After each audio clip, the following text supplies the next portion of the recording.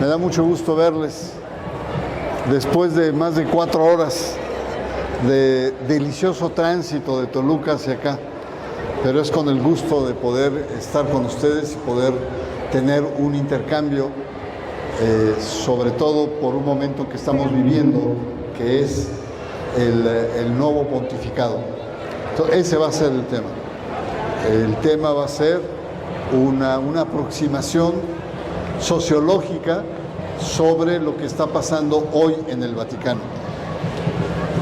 Me va a dar mucho gusto el poder tener intercambio con cada uno de ustedes sobre un tema que llama la atención desde el punto de vista periodístico, pero también tiene implicaciones internacionales y para México importantes.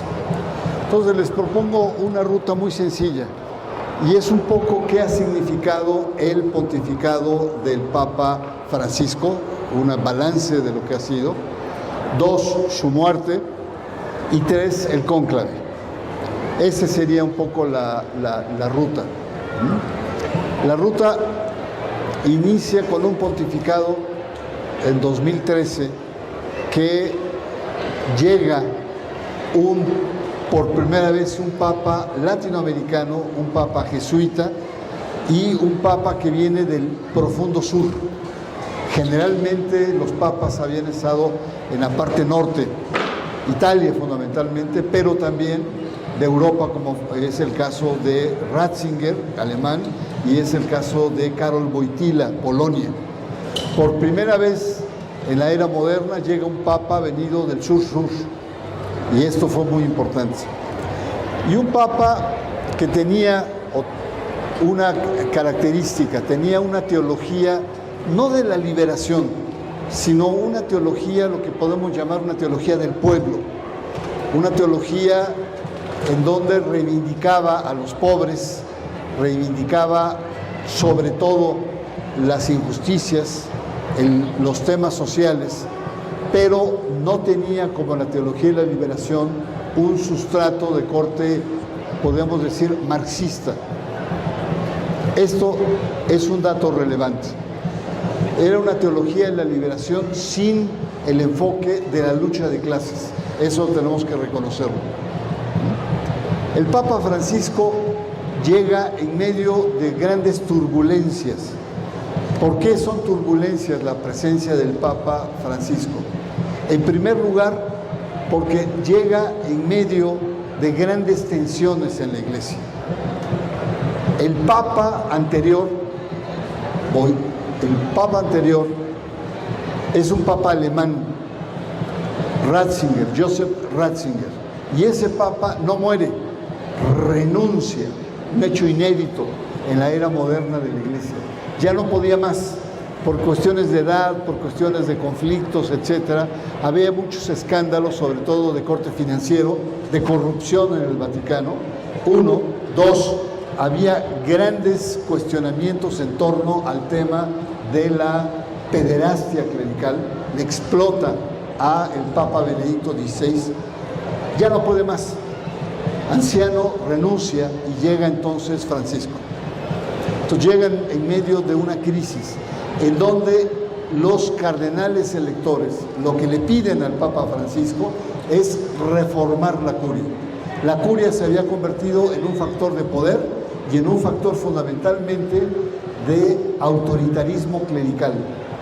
Y le piden al Papa Francisco que cambie la estructura de la Iglesia Católica a nivel global. El Papa llega con muchas expectativas, sobre todo de América Latina, pero llega en un momento que sigue siendo la tesitura actual. ¿Y cuál es la tesitura actual? Una crisis global de la Iglesia Católica, caída realmente dramática en Europa. Los jóvenes ya no creen en Dios, no creen en la Iglesia, no creen en la estructura religiosa, y además otro elemento importante es que no hay vocaciones. Si ustedes tienen la oportunidad de ir a Europa y van a una iglesia y van a encontrar que el cura o es latinoamericano, o es africano, o es asiático, pero ya no hay vocaciones. Es una iglesia que se está apagando en Europa. Pero en América Latina tampoco las cantamos fuerte en términos religiosos. Hay una crisis también de la iglesia latinoamericana. El 30% de la feligresía ha mudado, ha cambiado, sobre todo a iglesias de corte pentecostal, lo que llaman los evangélicos. Y esto es un hecho central, es un hecho importante. Mientras en Europa hay una caída estrepitosa y la iglesia está en terapia intensiva, en el caso de América Latina hay una fuga de feligresía hacia las iglesias, sobre todo las iglesias de corte pentecostal, en un porcentaje preocupante de cerca del 30%. Entonces, el panorama no era halagador, ¿no? Sigue siendo un panorama complejo. Entonces, Francisco lo que plantea es recupera la agenda social de la iglesia. ¿Qué significa recuperar la agenda social de la iglesia? Es recuperar la apertura hacia el tema de los pobres. Entonces Francisco, sobre todo, lo que hace es desarrolla una estrategia de apoyo, de ayuda, de cercanía, de sensibilidad hacia los grandes problemas sociales que tiene las diferentes naciones. La opción por los pobres. Él llama los descartados. La sociedad genera descarte, elimina gente. ¿Cuáles son las gentes que son eliminadas? Son eliminados los jóvenes, son eliminados los ancianos, la gente que no es útil a un sistema económico de corte capitalista o neoliberal. Son descartados. Y el Papa entonces lo que plantea es una estrategia de mayor sensibilidad de la Iglesia hacia estos sectores. Un segundo factor es no solamente recupera una agenda social de la Iglesia, sino también recupera la apertura de la Iglesia hacia los grandes problemas sociales. Los pontificados de Juan Pablo II, largo, muy largo el pontificado, y los de Ratzinger tienen características más eurocéntricas. Juan Pablo II es un artífice de la caída de todo el sistema socialista en Europa. Es, digamos, el gran portador simbólico de la caída del muro de Berlín. Es el derrumbe de la opción socialista que se tenía. Y al mismo tiempo es portador de lo último de la Guerra Fría. La Guerra Fría fue utilizada también al interior de la Iglesia. El Papa Juan Pablo II derrumbó, derribó, trituró, persiguió, censuró toda la teología de la liberación que estaba en auge en América Latina en aquellos años. Que hay que recordar que la teología de la liberación no solamente es un pensamiento teológico, sino también un movimiento social importante. En Brasil eran cerca de 90.000 comunidades de base. Ese movimiento social fue base para la construcción del PT en Brasil. El PT de Lula tiene una raigambre religiosa muy importante. Y en muchos otros países. El Papa Juan Pablo II va liquidando, porque la Guerra Fría la aplica al interior de la Iglesia. Y Benedicto XVI, su gran preocupación es Europa. No le interesa gran cosa al mundo, Europa es su centro, ¿no? Esta caída. Y por lo tanto habla mucho del relativismo europeo. El relativismo es todo vale, ¿no? Todo se vale, ¿no? Lo importante no son los principios, las normas, sino esta cultura de todo se vale, todo es válido, todo es posible. Francisco entonces recupera una noción muy importante que estaba planteado en el Concilio Vaticano II. El Concilio Vaticano II es una gran reunión de toda la Iglesia. Son muy pocos los concilios que hay en la historia de la Iglesia, y son todos los actores que plantean como grandes redefiniciones. Y la gran redefinición del Concilio Vaticano II de los años 60 del siglo pasado es abrirse al mundo moderno. ¿Qué significa abrirse al mundo moderno? El Papa Juan XXIII, algunos de ustedes, veo que algunos ya son grandes, sí, recordarán, muchos jóvenes no tienen ni idea quién es el Juan Pablo. Le decían el Papa Bueno.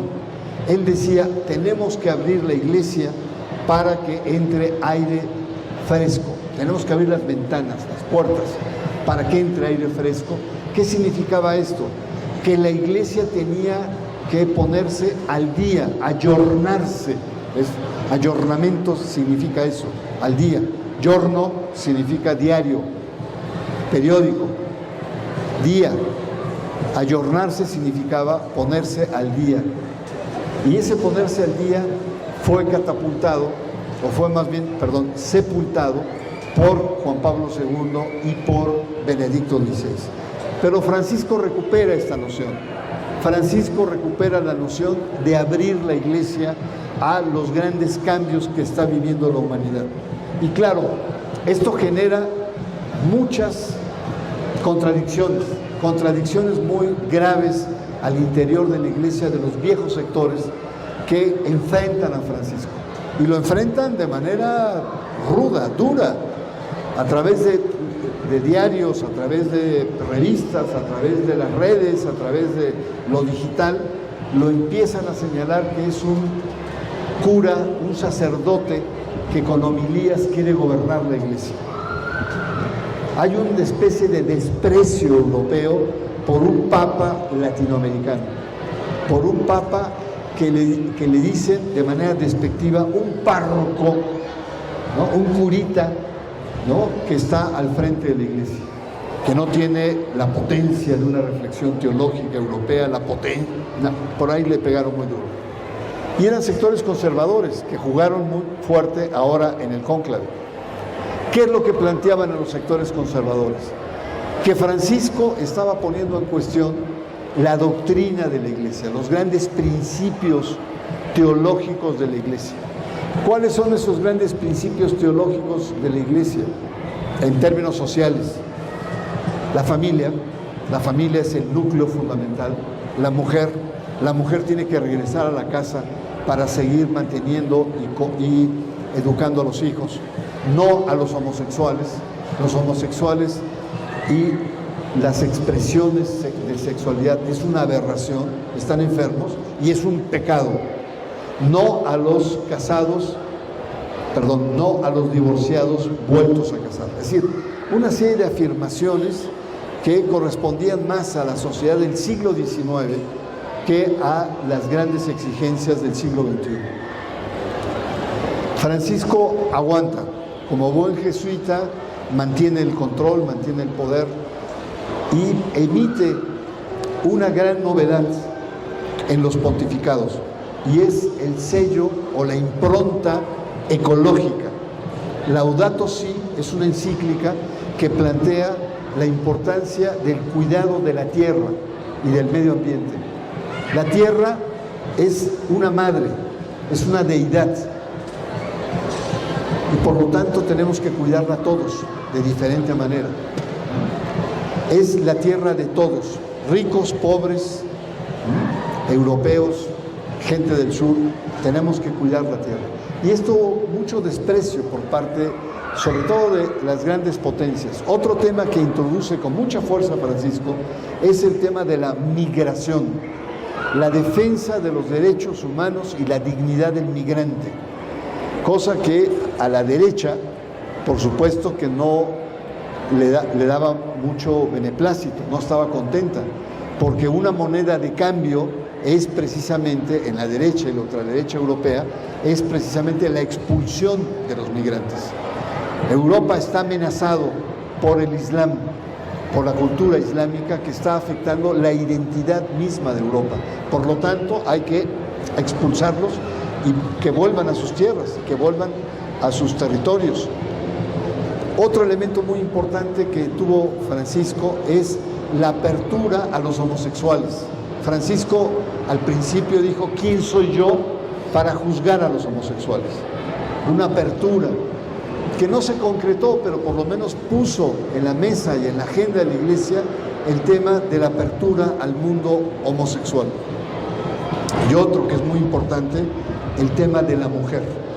la mujer tiene un rol, la mujer, para empezar, la mujer es mayoritaria en la vida de la iglesia. Son más mujeres que hombres que participan en la iglesia. Y por lo tanto, y son las más castigadas. En términos religiosos son las que atienden a los curas, ¿no? A los que atienden cuando están enfermos, les preparan la comida, les asean sus habitaciones, las iglesias, etc.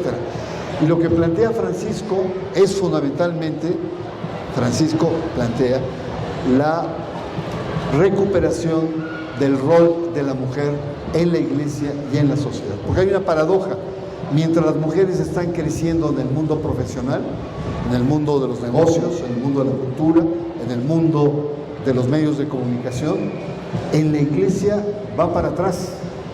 Y Francisco, digamos, pone ahí una cuestión. Yo quiero cerrar este capítulo de Francisco, sobre todo señalando que el pontificado, que duró 12 años, no fue sencillo, fue extremadamente tenso, sobre todo por la oposición de los sectores de la ultraderecha. Bueno, cierro ahí ese capítulo y paso a el siguiente, que es la perspectiva del cónclave, para poder, digamos, intercambiar algunas preguntas que quieran hacer o algunos comentarios. Estamos totalmente abiertos. Bueno, hay una gran tradición en la iglesia del tema de la paz, ¿no? Recordemos que el Papa Bueno, Juan XXIII, en los años 60, fue artífice mediador en esta, digamos, tensión que hubo entre Estados Unidos, Cuba y la Unión Soviética, lo que se llamó la crisis de los misiles. Y ahí el Papa Juan XXIII, el Papa Bueno, en los años 60, jugó un papel de mediación que concluyó con una encíclica muy importante que se llama Pacem in Terris, paz en la tierra. Hay incluso expresiones, paz en la tierra a los hombres de buena voluntad, son expresiones que la iglesia usó, que hay una gran tradición que ahora el nuevo Papa va a asumir otra vez. Bueno, demos un salto y vayámonos a la muerte del Papa Francisco. El Papa Francisco, ya muy anciano, con pulmón y medio, en su juventud le habían operado y le habían quitado la mitad del pulmón derecho, y tuvo una intensa actividad que tuvo sus costos y muchas enfermedades. Lo operaron 3 veces de su aparato digestivo, lo operaron varias neumonías que tuvo, pulmonías, tuvo un problema muy serio en la rodilla y por eso ya andaba en silla de ruedas. Es decir, el Papa anciano, era un Papa anciano, y por lo tanto muchos sectores veían en esa ancianidad debilidad, vulnerabilidad, y por lo tanto entonces lo que hacían era grillar o hacer juegos de poder en contra de este Papa.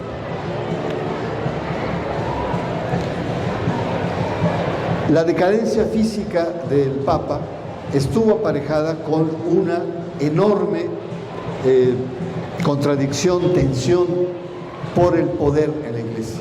El Papa Francisco logra hacer una reforma no muy profunda, pero logra quitar el poder a algunos viejos sectores en la curia romana. El Papa sigue arrastrando problemas sobre todo de pederastia, de abuso sexual a menores, ¿no? El Papa sigue arrastrando problemas de escándalos financieros, sigue habiendo corrupción al interior de la curia romana, y el Papa sigue combatiendo esta actitud clericalista, autoritaria de la iglesia, de el poder no se comparte y el poder se ejerce de arriba hacia abajo. Y el Papa lo que planteaba era que la iglesia tenía que tener un espíritu de sinodalidad. ¿Qué significa sinodalidad? ¿No? Significa recuperar una vieja noción de las primeras comunidades cristianas, que todo lo compartían, todo lo discutían, ¿no? Los pasos que daban, no había el sacerdocio del varón y el sacerdocio de la mujer, todo era compartido. Había un espíritu de sinodal, y sinodal significa caminar juntos, ir juntos. Y el Papa lo que planteaba, más que una gran estructura de poder, lo que debemos desarrollar es una iglesia de sinodalidad. No le hicieron mucho caso. No le hicieron mucho caso y sigue siendo una moneda al aire esta perspectiva, esta que es una verdadera revolución, porque implica que la mujer tiene más protagonismo al interior de la iglesia. Y hay que decirlo, cuando hablamos del tema de la mujer, no simplemente es darle carguitos o darle palmaditas en la espalda, es como darle a tole con el dedo. No, el tema de la mujer es sacerdocio femenino, es el tema de fondo. Y más en Europa, que está quebrado, no hay vocaciones. En fin, el Papa entonces entra en una decadencia física y las aguas se mueven. Los grupos de poder empiezan a ejercer presión. Ya Donald Trump en el poder plantea a sus cabilderos que se requiere un Papa más condescendiente con la política de Estados Unidos. Un Papa que no sea tan problemático con Estados Unidos. Los grupos conservadores lo empiezan a hacer mucha presión y empiezan a sentenciar que si la Iglesia no regresa a sus orígenes doctrinales, ¿no?, a las bases de la doctrina tradicional y conservadora, la Iglesia va a entrar en un cisma. ¿Qué significa cisma? Cisma significa la ruptura religiosa. En la historia de la Iglesia y el cristianismo ha habido tres grandes cismas. Un cisma que fue en el año de 1054, donde las iglesias de Oriente se separan de las iglesias latinas. Por eso hablamos de los católicos ortodoxos, que están en Rusia y están en toda esa parte oriental de Europa. El segundo gran cisma que se produce es el cisma de la Reforma en el siglo XVI, siglo XVI, en los 1500, que es la Reforma de Lutero, la Reforma protestante, donde ahí se separan los cristianos. Hay cristianos católicos latinos y hay cristianos protestantes. Y después de los protestantes hay una multitud de iglesias. Y el último gran cisma es el de Lefebvre. Lefebvre es un cura muy tradicional que rompe y crea su propia iglesia, ¿no? Pío X se llama, su propio grupo. Entonces los sectores conservadores amenazan a un cisma. Se da entonces la muerte, que además fue una muerte, no sé si inevitable o evitable. La cosa es que en este momento en Europa, pues el tiempo es muy cambiante. Puede estar haciendo mucho calor, sobre todo en Roma, que está muy cerca del mar, y luego de repente entran aires fríos, y podemos estar en una primavera en la mañana calurosa y en la tarde, noche fría, o al revés, una noche caliente y un día muy frío por los vientos. El Papa, que estuvo más de un mes en terapia intensiva, ahí está, salió a la calle y salió a la Plaza de San Pedro, salió a saludar a la gente. Era casi no sé si vieron las fotos, pero parecía una momia el pobre Papa. Y ahí muchos dicen que el cambio de temperatura le hizo daño, sobre todo a una persona que había tenido una pulmonía múltiple, ¿no? Y eso aceleró su muerte. No sabemos, a lo mejor se hubiera prolongado unos días más, no sabemos. La cosa es que el Papa muere y entonces se desata el cónclave. Me detengo un poquito. ¿Qué significa cónclave? Ustedes ya lo saben, hemos estado bombardeados por los medios de comunicación. Cónclave significa bajo llave.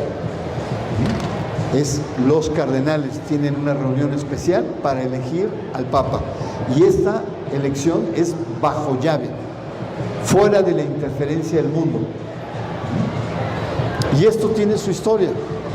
Ahí por el año de 1200 los cardenales se reunieron y tardaron mucho no recuerdo exactamente, una zona norte, una ciudad del norte de Italia, tardaron 3 años para elegir a un papa. Y el pueblo estaba cansado porque los alimentaba diariamente. Y entonces habían muerto 2 o 3 cardenales en ese lapso, ¿no? Había un caos. Y el pueblo plantea que los va a encerrar, uno, y les va a limitar la comida a pan y agua. ¿Y saben cuánto duró el cónclave? 2 días.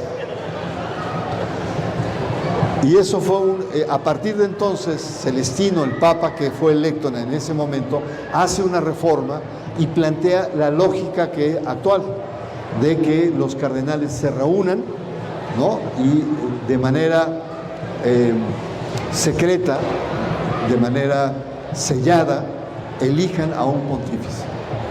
Entonces, esto viene desde entonces. Ya ha habido modalidades, etcétera, y hay un documento en donde se plantean las reglas de juego de la elección pontifical. ¿Algunos de ustedes vieron aquí la película El Cónclave? Levanten la mano. 1, 2, 3, 4, 5. Se perdió una gran película, la verdad. Y esa gran película la comentamos en Sacro y Profano, mi programa de televisión, justamente aquí con nuestro querido José Ramón. Y ha tenido muy buena acogida. Ha tenido cerca de 45,000 reproducciones en YouTube. Ha sido muy buena. Bueno, El Cónclave lo que plantea es eso, pero es un thriller, como comentamos con José Ramón. Es una película de suspenso. Es una película, sí, que toma como pretexto el tema del cónclave, pero en realidad es una película, sí, de suspenso, ¿no? De intrigas y tal. Y entonces se ve los cardenales ahí discutiendo, y uno, el progresista, no quiere que pase el conservador, y uno africano, dicen ya me toca a los africanos, pero resulta que tiene un hijo y se lo balconean. Otro resulta que compra voluntades, lo que se llama simonía, y entonces va para abajo. Es una cosa realmente, una especie de guerra campal entre los cardenales. Y uno pensaría que es así, pero yo recuerdo una declaración de un cardenal ya viejo, ya murió, el cardenal Coin de Austria, cardenal de Viena, y le preguntaron: oiga, cardenal, ¿cómo está eso de la grilla, los periodistas, en el cónclave? Cuéntenos cómo se da. Y él lo que plantea, dice: no hay cosa más aburrida que un cónclave, porque no podemos hablar. Sí hablamos, pásame la sal, con permiso, pero la lógica del cónclave es que quien elige al Papa, la lógica del cónclave, quien elige al Papa no son los cardenales ahí reunidos, es el Espíritu Santo. El Espíritu Santo a través de los cardenales, ¿no? Entonces, donde se da realmente el debate es días antes del cónclave, lo que se llaman las congregaciones generales, donde se reúnen los cardenales, debaten, discuten, plantean los retos de la Iglesia, hablan del perfil del Papa, se conocen entre ellos, etc. Es muy interesante el cónclave, porque el cónclave, este cónclave que pasó, es el cónclave más plural en términos internacionales. ¿Qué significa esto? Que anteriormente el 80% de los cardenales votantes eran europeos, y del 80% la mayor parte eran italianos. La Iglesia italiana y los italianos tenían la manija del Papa, por eso hasta los años 70 todos eran italianos. Y esto fue cambiando, desde Pablo VI se fue internacionalizando, y precisamente Francisco le da mucha fuerza a el sur profundo, y entonces el binomio cambia. Por ejemplo, en África había 9 cardenales de diferentes países africanos, y el Papa sube a 21 cardenales. En Asia había alrededor de 11 cardenales asiáticos, y Francisco los eleva a 25. ¿Qué significa? Y va reduciendo el número de cardenales italianos. 5. Había más cardenales norteamericanos que italianos. Entonces, hay una ecuación que cambia. Otro elemento también interesante es que en esos 12 años, Francisco nombra al cerca del 80% de los cardenales. Ahora, no significa que sean clones de Francisco, que los elige con su lógica, su pastoral, etc. Fue mucho más abierto, a diferencia de Benedicto XVI y de Juan Pablo II, que eran clones, eran personas que pensaban como los papas. Aquí había más diversidad. Entonces, realmente fue un cónclave con mucha incertidumbre. Primero, un cónclave muy internacional. Segundo, un cónclave en el cual las fuerzas ya no eran eurocéntricas, sino estaban más repartido. Y bueno, el interés de muchas potencias económicas era grande. Querían un papa que realmente, por lo menos, validara las políticas conservadoras de muchos países. Y hay que ver que en Europa hay una corriente cada vez más fuerte de gobiernos conservadores. Italia con Meloni, ella es de ultraderecha, el ascenso de Vox en España, el ascenso de Jean-Marie Le Pen en Francia, que es muy fuerte, la ultraderecha. Es decir, estamos viviendo un momento a nivel internacional de un corrimiento a la derecha y a la ultraderecha. Bueno, no se diga Donald Trump. Vamos al sur de América Latina. Milei es de ultraderecha, un libertario de ultraderecha. Veamos también Ecuador, es un presidente de derecha, el presidente ecuatoriano. En El Salvador es un presidente de derecha también. Es decir, hay una corriente, hay un humus, hay una cultura cada vez más que se corre a la derecha. Entonces, por lo tanto, muchos sectores pensaban que iba a haber un correlato y que la Iglesia también se iba a correr a la derecha. Ya no embrollo más, no los quiero embrollar más. El hecho es que este cónclave se da en 4 votaciones. 4 votaciones. Rápido, paz. Y este papa llega con más de 100 votos, según las filtraciones que hemos tenido, porque se supone que es secreto y que nadie puede hablar. Pero llega con más de 100 votos. Y llega Prévost con un porcentaje muy alto y en un tiempo récord. Y es una persona de continuidad con el Papa Francisco. Felizmente, no podemos decir que ganan los progresistas. Hay que ser claros, lo digo con honestidad intelectual. No hay en la Iglesia progresistas, todos son conservadores. Hasta el Papa Francisco era conservador. Me refiero conservador en temas de aborto, de libertad sexual, etcétera, ¿no? A ese nivel. El nuevo Papa es una persona que tiene varias características muy importantes que debemos tener presentes. Es un misionero. Él pasó 27 años en Perú, en una diócesis y en varios lugares, pero sobre todo fue obispo en una diócesis, Chiclayo, que es un poco al norponiente de Perú, una diócesis pequeña, con muchas carencias.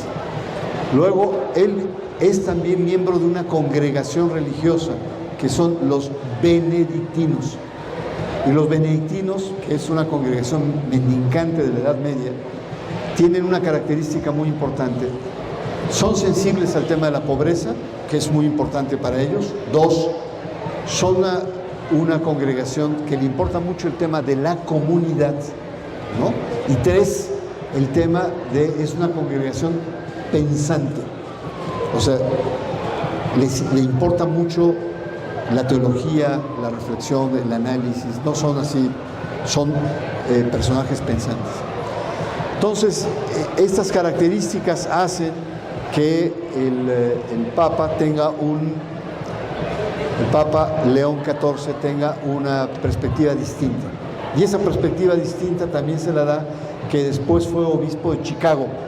Y en Chicago él tuvo muchos contactos con organizaciones mexicanas de migrantes. Y él cuestionó mucho la política, tanto de republicanos como de demócratas, el tema de migración. es una persona que es sensible al tema de inmigración. Y finalmente es una persona que tiene mucho apego a Francisco. Francisco lo promueve. Y por supuesto es un pontífice que no es bien visto por la derecha. Steve Bannon, el ideólogo, el asesor de ultraderecha religiosa de Donald Trump, igual plantea que este papa no tiene legitimidad, que no es posible que después de 2 años ser cardenal ya es papa, ¿no? Que venga de Sudamérica, en fin, una serie de cuestionamientos que son hasta incluso de corte racista. A mí un periódico norteamericano importante me hizo una entrevista y una de las preguntas claves que me hicieron fue que qué pensábamos los latinoamericanos, qué pensaríamos de un papa norteamericano, ¿no? Yo contesté que la pregunta tendría que ser al revés. ¿Qué pensarían los norteamericanos de un papa latinoamericanista, con un gran sello latinoamericanista? ¿Qué significa esto? Significa que la impronta de Francisco va a continuar por lo menos en gran parte de este pontificado, lo cual es un logro importante.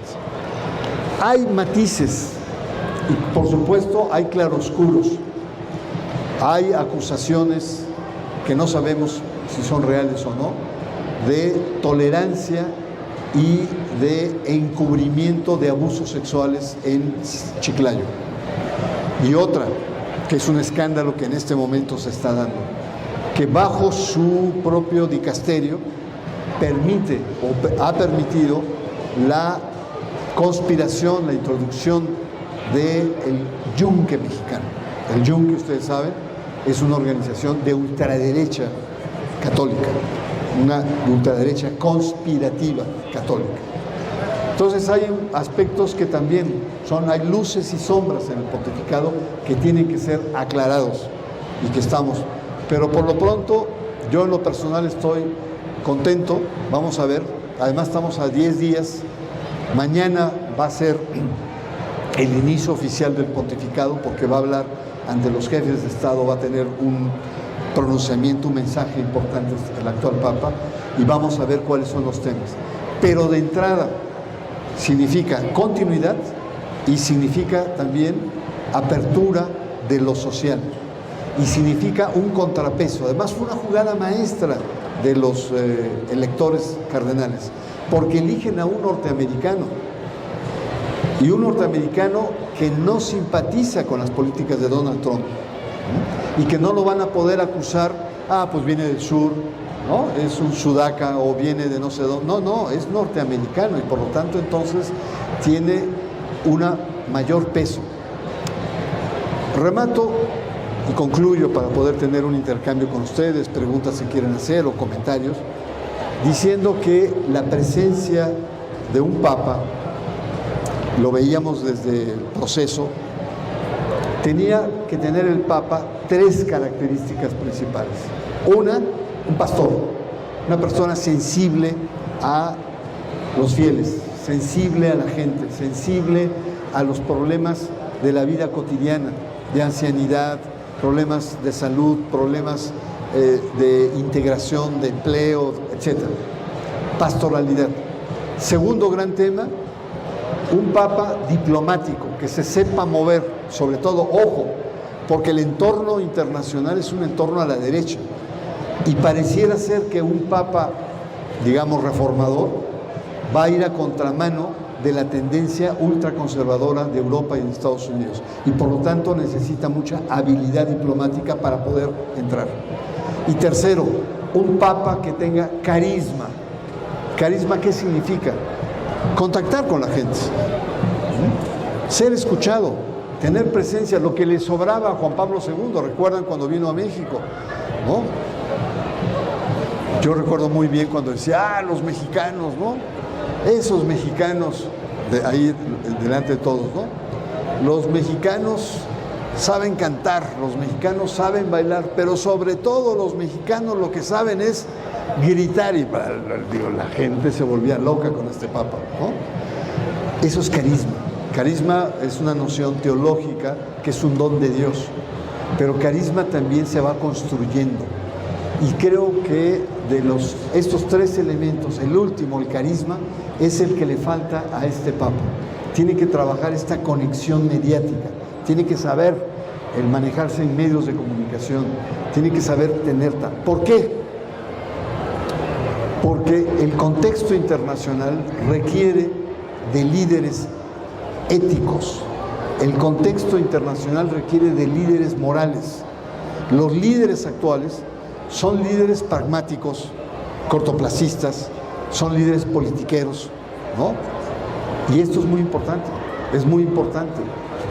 No me digan que Donald Trump es el derroche de sentimientos bondadosos sobre la vida, ¿no? Es una persona que se maneja con el dinero, el interés. O no me digan que Milei es un personaje hijo de Dios, es hijo de ya saben quién, ¿no?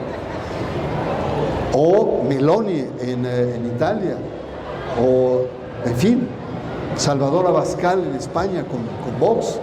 Es decir, la humanidad hoy por hoy, con este giro a la derecha, no tiene líderes, líderes que arrastren, líderes que conmuevan, líderes que nos lleven a lo que es la esencia y el proyecto de humanidad que debe reinar. Por lo tanto, entonces, la presencia de León XIV, que ya hablaremos un poco el nombre, que tiene un significado, pero la presencia hoy por hoy de León XIV es una presencia, es una buena noticia para la humanidad. Es un buen hombre, un hombre comprometido, un hombre que tiene una concepción religiosa muy abierta y es buena persona, se le ve, yo no lo conozco, pero se le ve una buena mirada, así como la tiene José Ramón, así de buena gente, ¿no? Así el Papa tiene. Bueno, yo llego hasta aquí y agradezco mucho su paciencia y si tienen alguna pregunta o algún comentario, estamos abiertos. 5 minutos más porque tengo que empezar a tocar. Propongo que hagan 2 o 3 preguntas y las contestan. Okay. Tenemos 5 minutos más porque están esperando los músicos de Versa un ratote. Entonces, 3 preguntas muy breves, consecutivas, 1, 2, 3, y que las conteste Bernardo y tenemos que cortar. Muy breve. Buenas tardes, muchas. La pregunta no son dos muy cortas. ¿Por qué siempre se polemiza? Acérquese más. ¿Por qué se polemiza cuando se dice que se puede elegir un papa de color? ¿O papa de qué, perdón? Un papa de color. Ajá. O sea, y la segunda es, el papa actual acaba de darle vuelta a la bandera de la diversidad LGTB en un recorrido, cuando la postura es de amor hacia todos los hermanos. ¿Verdad? ¿Quieres todas las preguntas juntas? Sí, todos juntos de una vez. Bueno, yo diría que Péguese más. ¿por qué tanto culto a la iglesia cuando es un organismo dominador, conservador, que tiene en su economía o en sus finanzas, es el que invierte más en armas, ¿sí? Tiene más empresas internacionales en todo el mundo, es una fuerza que ellos de alguna manera han creado con las limosnas del pueblo. Entonces, ¿por qué tanto culto? Yo la verdad digo y pregunto, ¿sí? Es interesante cómo se están desarrollando, ¿sí? Ese es al interno, esos movimientos dentro de la iglesia, ¿no? Porque al final es como en Estados Unidos, que se pelean pero no dejan de dominar al mundo y conquistarlo, ¿no? Yo creo que debería en su intervención no ser tan tendencioso. ¿Alguien por ahí genera la tercera pregunta? ¿Cerramos con estos dos? Cerramos con estos dos. Perdón, adelante, Bernardo. Bueno, miren, sí, la cuestión de por qué es hoy importante el análisis de la iglesia. Efectivamente, la iglesia carga con toda una historia, porque no debemos olvidar que en la Edad Media o en México, en la colonia, la iglesia era la estructura de poder por excelencia. No había democracia, la democracia no existía.